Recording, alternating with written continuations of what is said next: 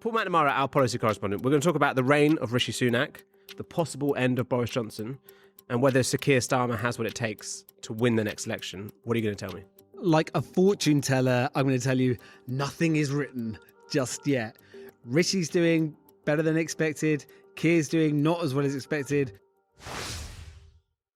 Firstly, Paul, given where the Conservatives were when Liz Truss left Downing Street to where they are now under Rishi Sunak, is it quite impressive what he's done?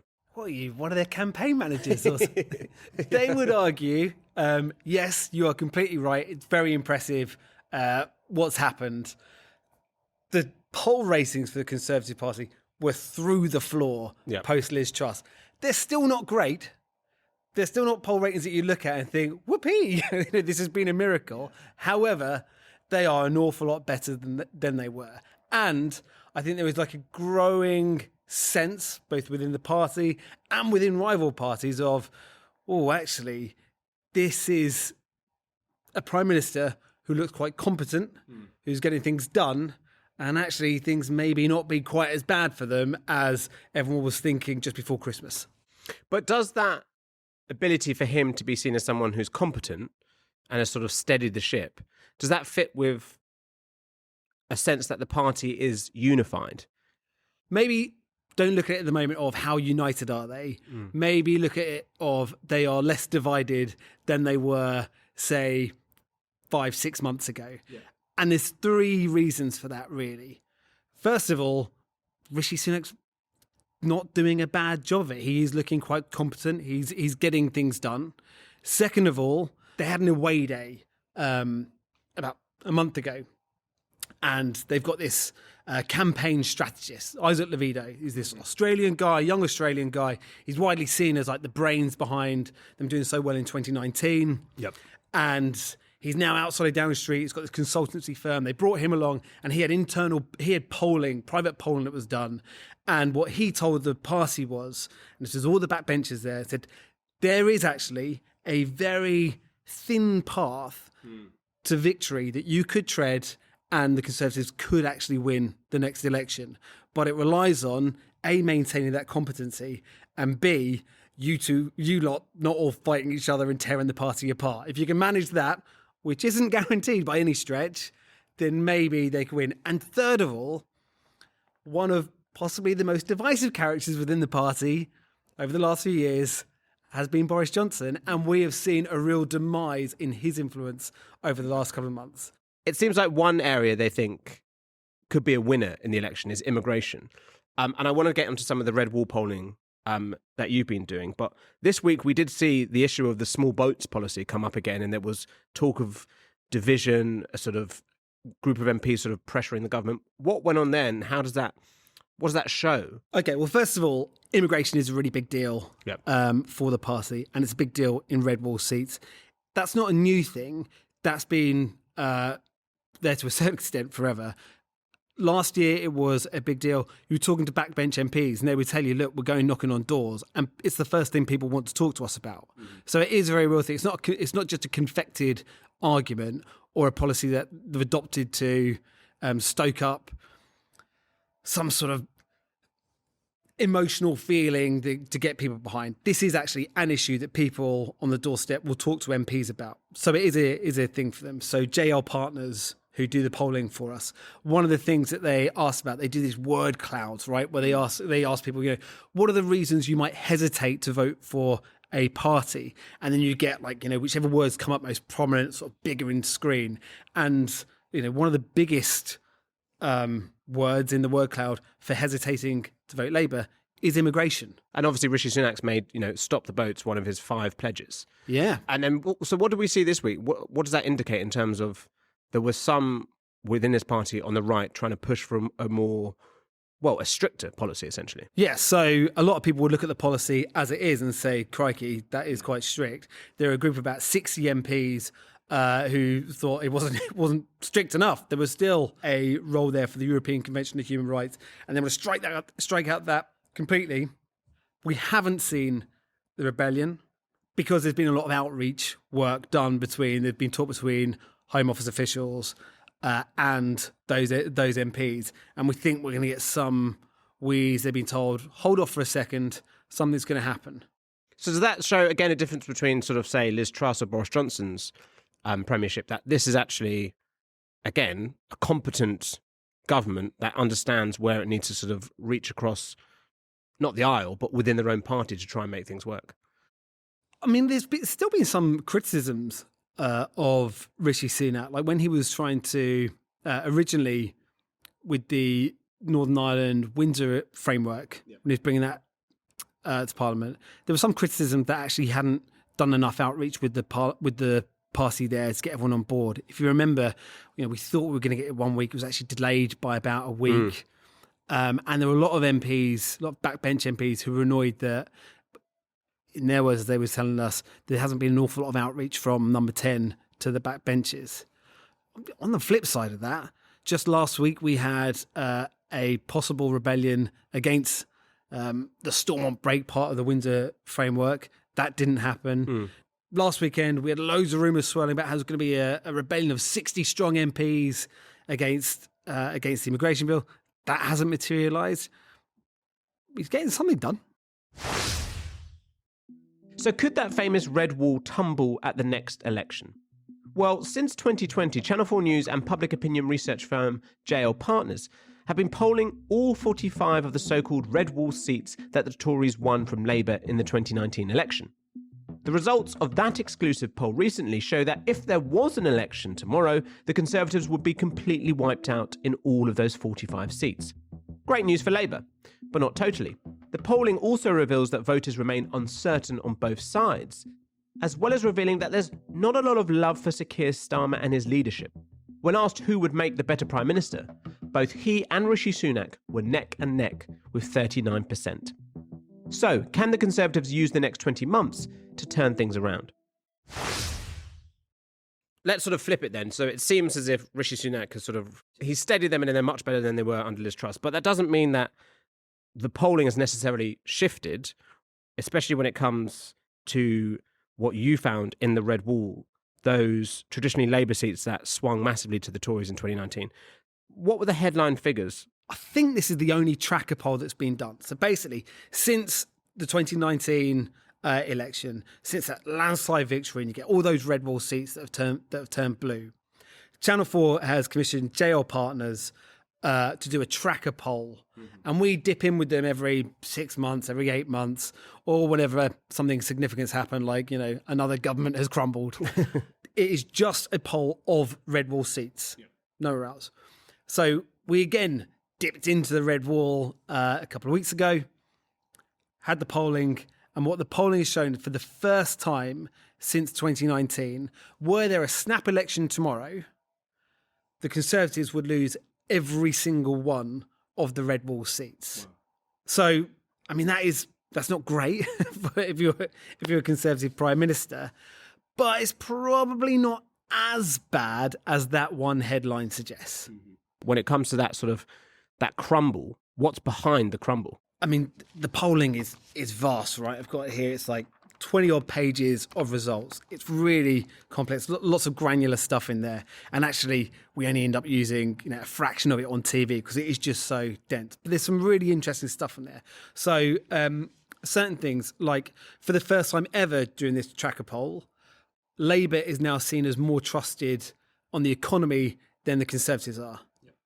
That's a pretty big deal. It asks, it goes through 17 different policy issues.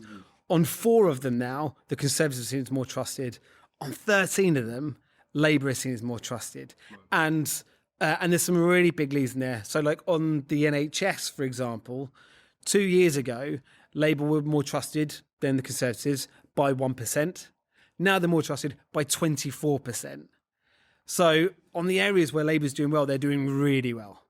You backed up this polling with your own journalism by going around. Where did you go to Stoke? I went to sunny Stoke, and what was really interesting was actually every person you spoke to, they really backed up what the data was saying. So the things that kept on coming up time and time again, right? So you'd ask them about the Conservative Party. Well, they're not that fast. Ask them about Rishi Sunak. Actually, they've got a bit of time for him. You ask them about Rishi Sunak versus Keir Starmer. and it's neck and neck. That's what the polling showed as well. The pair of them are neck and neck. And talk to voters in the red wall, as we did for 3.5 hours in the rain. And what you got time and time again was people thinking they're going to move back to Labour. But when you ask about Keir Starmer, he's got a problem. Really? People weren't engaged with him. They didn't really know what he stood for. They didn't know what he's passionate about, what his policies are. There is a leadership problem there for Labour, in the red wall at least. The red wall will be important at the next election, but it's not the be-all and end-all, right? Because I guess when you talk about the Conservatives, there's a lot of concern about the sort of the blue wall down south and stuff. Yeah, so it's not the be-all and end-all. You're right about the blue wall, and down in the sort of southeast and a few selected seats down in the southwest as well. Actually, it's the Lib Dems that could start chipping away at the blue wall there. For Labour, the red wall is really important. Any seats that the Lib Dems can win, that helps Labour out as well. What's more important, actually, than the blue wall down the southeast is Scotland. Yeah. And there's an opportunity for Labour at the moment to do quite well in Scotland. We're talking about this red wall polling and looking ahead to the next election. And one of the big things, as you pointed out, is that Rishi Sunak and Keir Starmer are now neck and neck. And I assume that's because Rishi Sunak, his personal polling numbers have gone up because he's seen, again, as competent. One of the things that happened for him recently was obviously ensuring that his Windsor framework, his Brexit deal, was passed. And I think reading in the polling, it says that many in the red wall saw it as a good deal. Yeah. Are those the kind of things which are sort of totting up for him to make him be seen as, well, now level pegging with Keir Starmer? Yeah, absolutely. And I think, I don't think this is just of red wall voters. I think this is true of most voters. They've probably not sat down and downloaded the PDF and read the Windsor framework. There's quite a few MPs who haven't read the Windsor framework. There's most punters at home have not sat down there and read the Windsor framework. But what they have read is a few newspaper articles or watched a few TV headlines, and what they've seen is, oh, that thing that vote to get Brexit done that we voted on in 2019, oh, it might actually sort of be done and we can stop talking about that and maybe move on. Great, yeah, fine, terrific. And the majority of people are happy with that? The big thing about 2019 was that Boris Johnson was this incredibly popular figure in the red wall. He won it for them. Where's his standing with them now? Yeah, not what it was. Yeah. And I think this was quite surprising, actually. And so this polling was done before his appearance in front of the Privileges Committee. Last week. And this polling was done before, on that same day, the Privileges Committee, he then went and voted against the government on the Windsor framework. So even before those things, the polling shows that Boris Johnson is now 20 points behind Rishi Sunak. He is not the election winner in the red wall that he once was. If it gets to the point where the Privileges Committee comes back and it does find that he intentionally misled or recklessly misled Parliament, and he is suspended and then has to go through a by-election, what happens to Rishi Sunak then? Does it then start to cause him a headache? Yeah, there's a few things here, right? Okay, so the Privileges Committee, they can come back and they can, if they find him guilty, they can advise suspension from Parliament, right? If he gets a 10-day suspension, then you can have a recall petition and a by-election.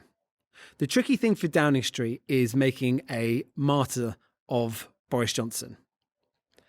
And I think there are a lot of people, conversations I have with people around Rishi Sunak, a lot of them feel that they would be very happy for Boris Johnson to be found guilty and for him to be punished.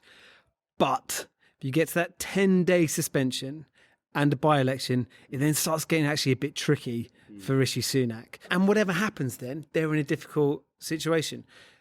If they back Boris Johnson, how does that look to the rest of the electorate who may not like Boris Johnson? If Boris Johnson wins after getting their backing, he's now emboldened. We've also seen Rishi Sunak push a sort of trying to deal with antisocial behaviour, wanting to ban laughing gas. Is that another route down this path towards winning the next election? Because it seems both the Conservatives and Labour are now pursuing that. I went for a coffee this morning with someone senior from Labour, and they were making the point, actually, like lot of the social justice policies that we should come up with sound an awful lot like our social policy. Yeah, I think the Shadow Justice Secretary accused them of stealing their ideas. Yeah. And not just that, also childcare. That was the one big headline policy that came out of the budget. Labour, that's their policy.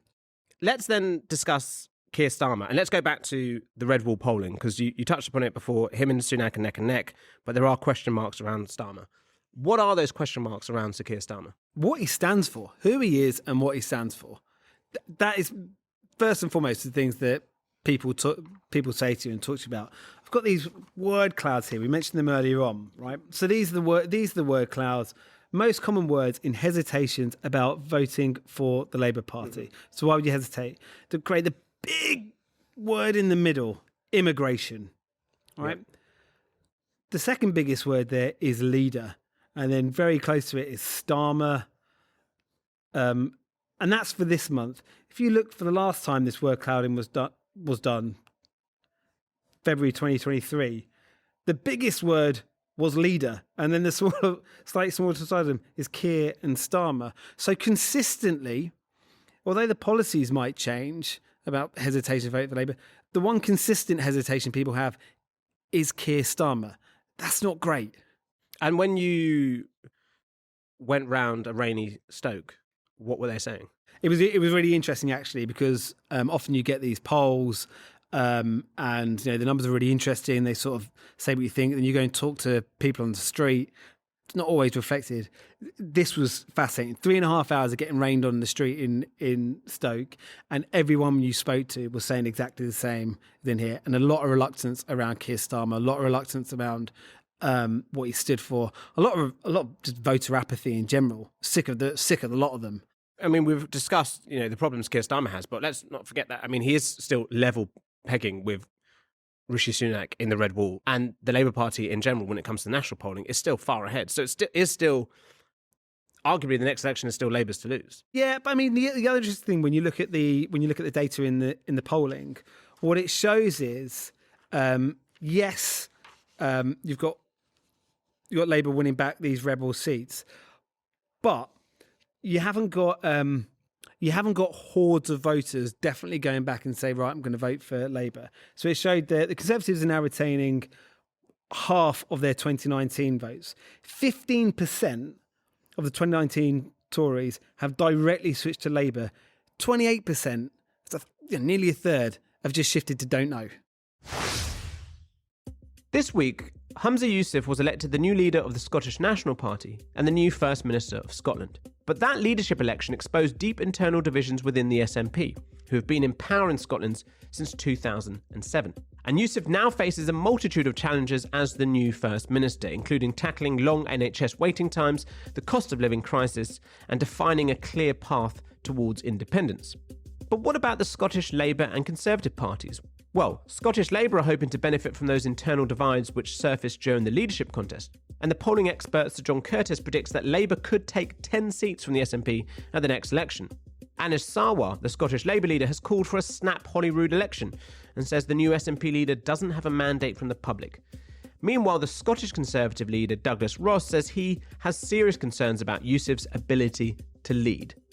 So what could Scotland hold at the next election? Now, as we have stressed throughout this conversation, we've been looking at the Red Wall. There are obviously other constituencies outside that. What? And most notably, as you touched upon before, Scotland, where this week we saw a new SNP leader elected. Now, Nicola Sturgeon dominated Scottish politics for nearly a decade, basically winning any election which came her way. We now have a new leader, Humza Yousaf. Labour feel a bit more confident when it comes to Scotland. Why is that? And is Humza Yousaf the kind of opponent they want? Labour were cock-a-hoop looking at any of the three finalists for the election. Humza Yousaf, this is the guy whose most recent job as health secretary, we've seen cancer waiting times going through the roof. There is an awful lot for Labour to pick apart about Humza Yousaf as the leader of the SNP going into the next election. So couple of things going on. First of all, Labour are feeling that it's a lot more possible that they could win quite a few seats up in Scotland. They've only got one at the moment. So there's a few there that they can pick off, and that would be key for them. The argument is you can't just win the next general election by winning back the Red Wall. You also need to win a few Scottish seats. And now they think that is much more possible with Humza being in charge. Second of all, Labour leadership in general just feels that also if they want to lead the United Kingdom, it's not enough for them just to have one MP up in Scotland. To have some legitimacy, they need a good few seats up in Scotland. So they're quite passionate about winning back those seats. I suppose the one thing that we haven't spoken about is that, we might be looking at the territory now, and a lot of people are looking at the polls going, we could be sort of slowly marching towards a hung parliament. This week we've seen Keir Starmer block Jeremy Corbyn from standing as a Labour MP at the next election, which does remind us also, Sir Keir Starmer is struggling in the Red Wall, as we said, to convince people. But he has also done a huge job in what he's done in turning Labour from where they were after Jeremy Corbyn to where they are now.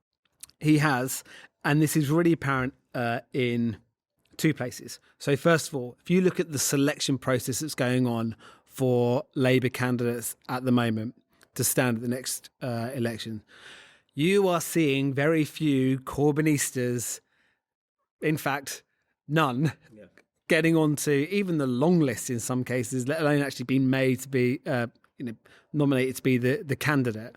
So if Labour does very well and wins, the new MPs that are coming in are very much not from the left of the party. These are people who are going to make life very easy for Keir Starmer if he makes it to be Prime Minister.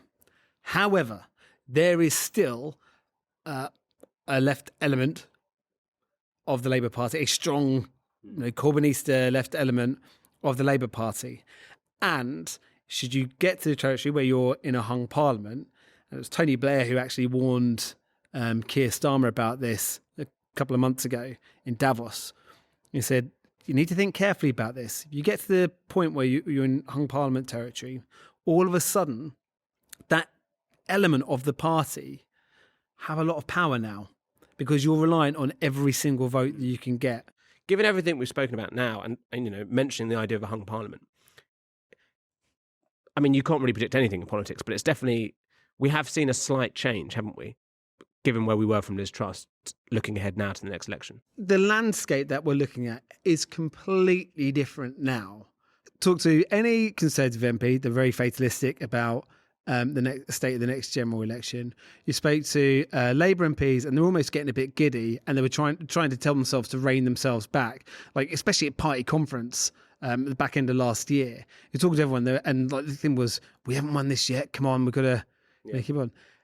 They're less giddy now, and in fact, quite a few people in Labour are worried that we haven't got this sewn up yet.